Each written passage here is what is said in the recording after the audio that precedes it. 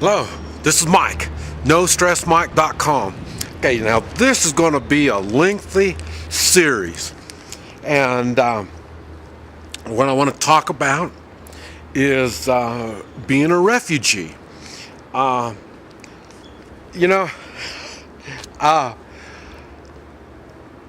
try to tell people the United States government has already declared war on us, we the people.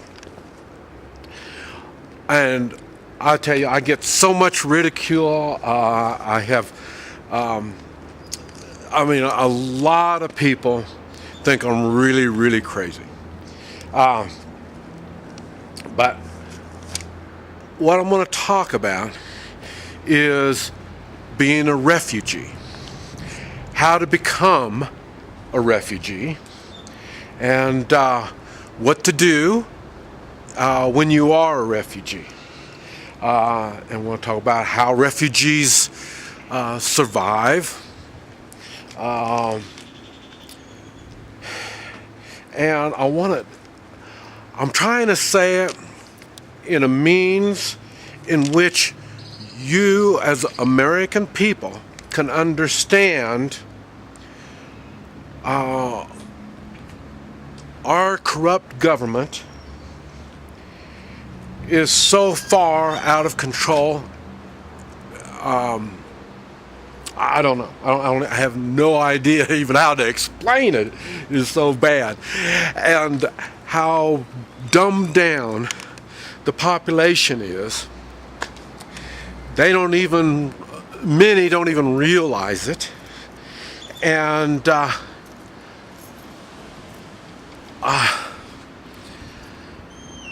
don't know. I'm trying to clarify this as much as possible. I don't expect people to do anything. I'm not even telling people to do a revolution or any of this. This is not. And if you know anything about me, you know I am against a forceful revolution. And because I hate war really, really bad. I've had a belly full of it. I don't want any more of it. And I hate violence, and everything I do is to avoid violence. Okay, now refugees. Now this is what Wikipedia. This is what they say refugees are.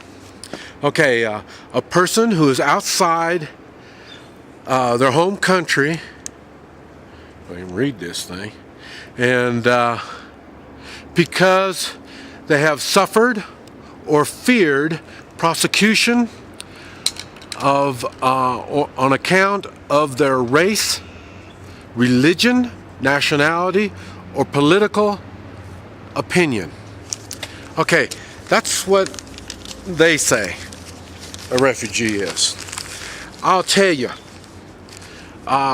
refugees do not have to leave their country.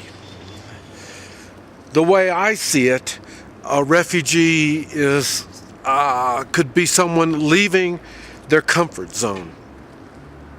The reason I say that is I've been around. I've seen a lot of stuff.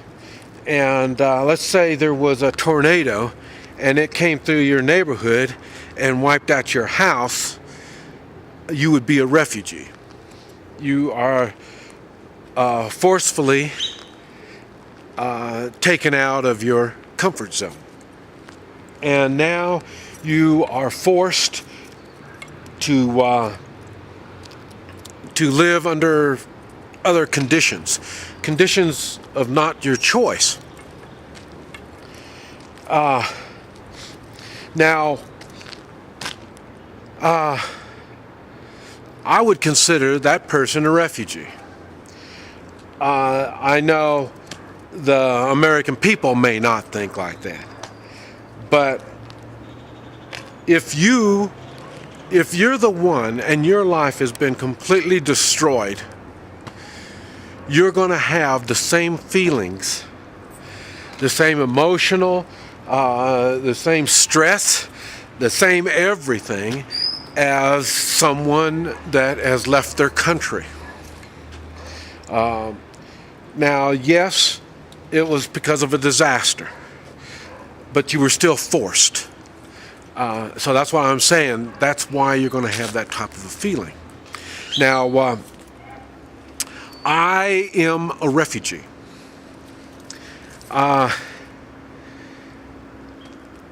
there's another thing. There's different kinds of refugees also.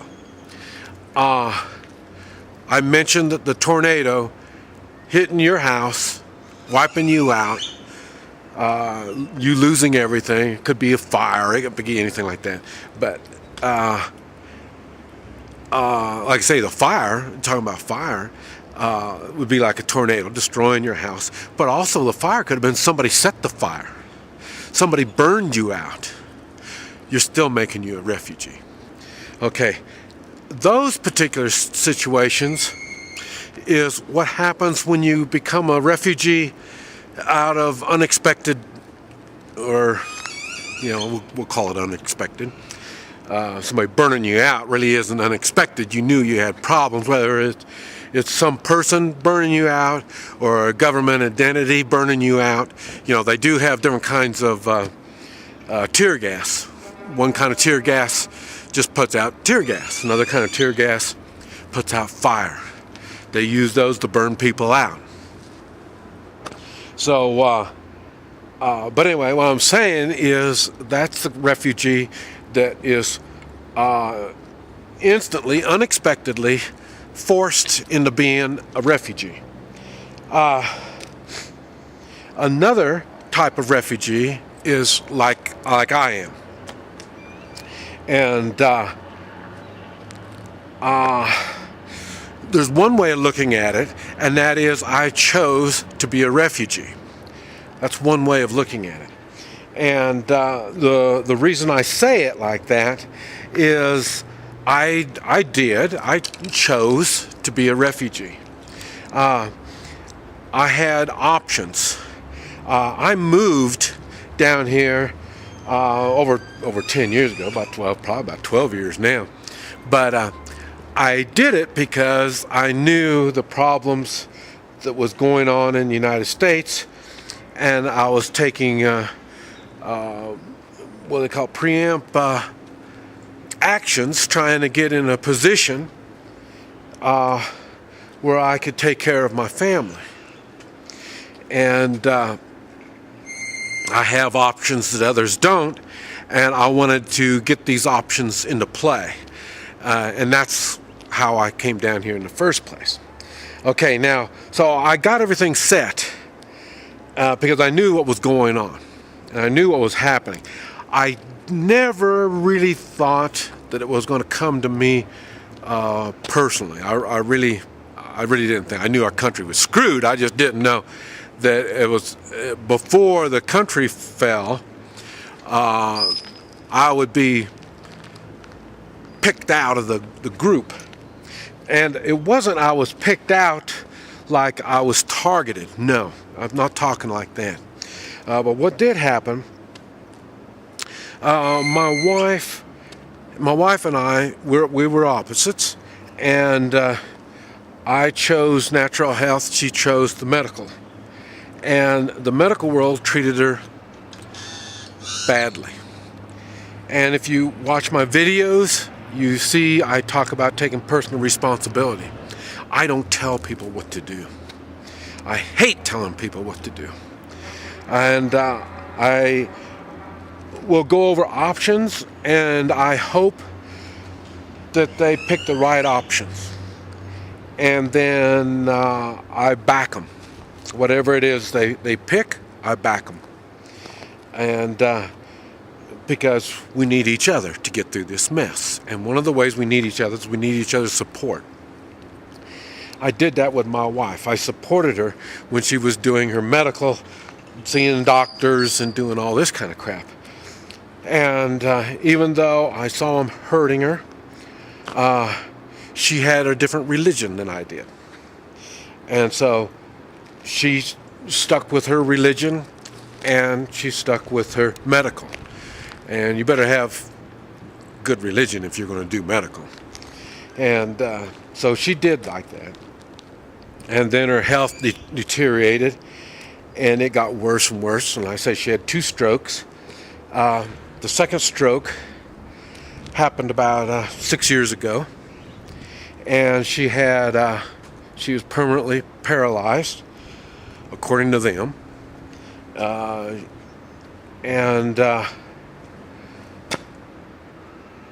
So for a few days, we were under the medical control. She was recuperating from the brain being swelled from the stroke. We were under medical attention. And then during this particular time, I realized she won't be able to make these decisions anymore. She can't do any kind of personal responsibility.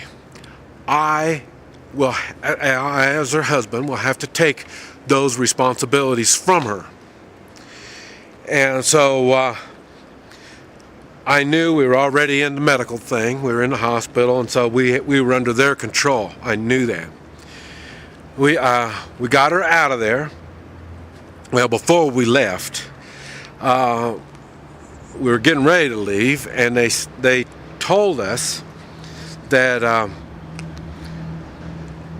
we have to come back in 30 days. And I said, well, and I told them, I said, well, why do we need to come back in 30 days? And they said, well, we're going to have to take blood tests.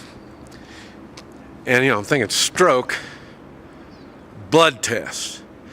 What does a stroke have to do with a blood test? So I asked them about that, and they said, well, it's going to be medication. They want to do a blood test to make sure she's taking her medication. And I me, big old smile and everything. Hey, don't worry about it. We don't need to come back, and we don't need a blood test because she's not going to be taking any more medication. And to my shock, they brought it to my attention that for me to withhold medical attention from her, it would be abuse. Kind of like a spousal abuse or some kind of stuff like that. But whatever it is, it wouldn't. They would have legal grounds. And I had another family member bring it to my attention that they were clarifying, how nice sometimes family members can be. And they brought it to my attention that if we don't do what the medical world tells them, they could take her away from me. Okay.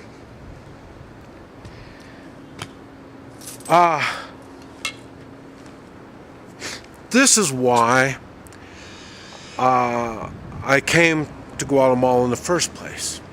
Remember, where I was talking about I was preparing.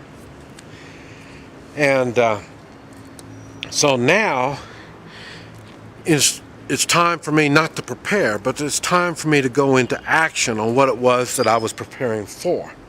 So we returned to Guatemala. But this time we returned with a different attitude. And that attitude was I was being forced into being a refugee. In other words, I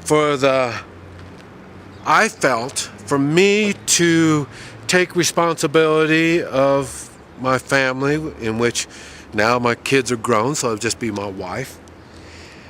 Her decision making got her into bad health. Her decision making now, after the stroke, made her so she couldn't think as clearly as she could have. So that put that responsibility on me. And that means for me to properly take care of her, I refused. One of the things I refused when we were leaving the hospital, before we left the hospital, they said not to worry, everything would be okay, but they take care of me and my wife. But see, I won't be able to work anymore because I'm going to be taking care of her. Oh, well, what they're going to do is they're going to send someone and clean the house, cook the food, take care of my wife, do laundry and all that stuff. I said, no. She can do all this stuff. That's going to be our goal, is to get her back going good again. And that's what they didn't want. They did not want us to be self-sufficient. They already had programs in place to take care of us. And since I chose not to go along with those programs, that put me and my wife in refugee status. We have to leave the country. So, I am a refugee. Okay, now, some of the things, but it's a refugee by choice. I could have went on into the FEMA camp. It's not really a FEMA camp, but that's how I relate to when they talk about they're going to help me. They will help me under their conditions. And that's the same thing. That's right. I will help you. But I can only help you under my conditions. And as the man of the house, it's the same thing. I can only take my manly responsibilities and back up my responsibilities under my conditions. Because I know what my capabilities are. This is what I can do. If you're going to ask me to do things that I'm not capable of doing, I can't take on that responsibility. Okay, so I didn't like the options that they offered us. That's why we left the country. And like I say, like everything in the United States that people don't want to face the reality, if you choose, the government will help you, and under their conditions. And you have to remember, if you don't like their conditions and you don't follow their conditions, they will kill you. Death to anyone that does not follow their conditions. You're thinking, oh, Mike, you're getting kind of crazy. No. The next time that little light behind you starts flashing, don't stop.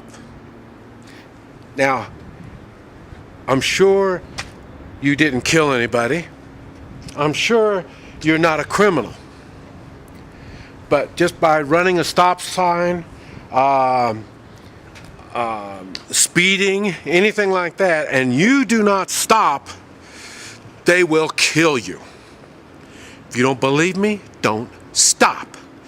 But you are probably well trained, and you will stop, and you will cooperate.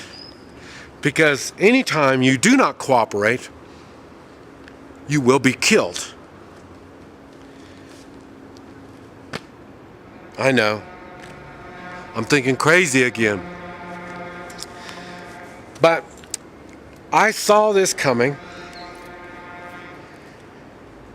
So I chose to become a refugee. Like I say, I'm under my religion is my beliefs. My beliefs aren't accepted by the government. My political opinion isn't accepted by the government. Probably about anything about me is not accepted by the government. So I realized that, and well, I'll tell you, coming down here in the first place wasn't my idea. My wife realized that I would not back down. She realized I took being a free man seriously. And being married so many years, she realized that I'm going to be a free man no matter what. No one can take my freedom away from me. I've got my freedom through the U.S. Constitution. And on my beliefs, my God gave me freedom. And He gave me the responsibility to keep that freedom. And by doing that means I don't go along with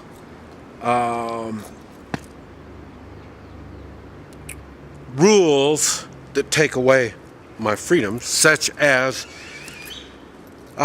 doing what we're told, and then the government would take care of us. I decided I'd rather not do what we're told, and I will go through the hardship and the expense and everything else myself to take care of my wife and myself. Okay, so I'm a refugee by choice. Okay. All right, refugees. It doesn't matter, let me think about this. Yeah, it doesn't matter if it's by choice or by circumstance. When you travel, you are at everyone's mercy. And the biggest and most obvious reason, when you travel, and you've got your home, you've got your roots are set, and life is good for you, and you travel, you go to the airport, you go 2 or 3 hours ahead of your flight.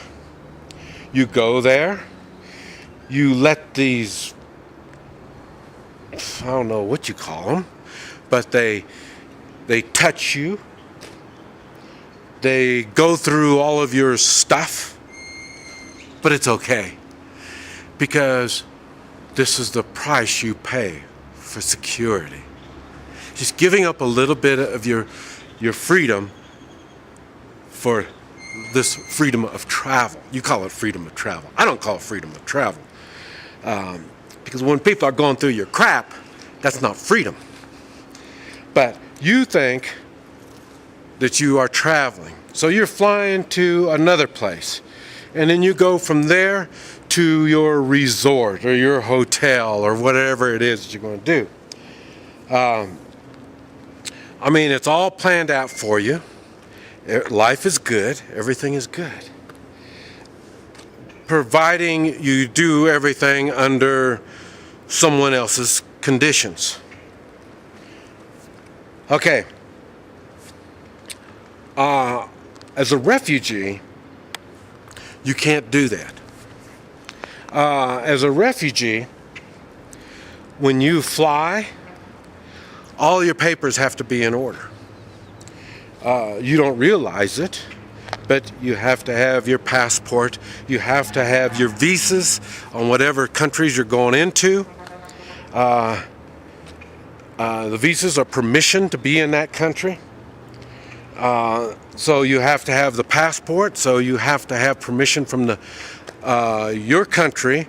You have to have permission from them to leave your country. You have to have permission of the countries that you're going into to go in there. So,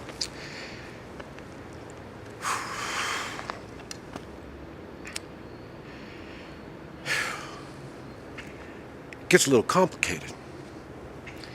And for a refugee, all these steps are very difficult to achieve. You need to have an address. Where do you live? You have to have this. As a refugee, you don't have a home. Even I am homeless. I have no official address. I don't have, what do I say? got nothing.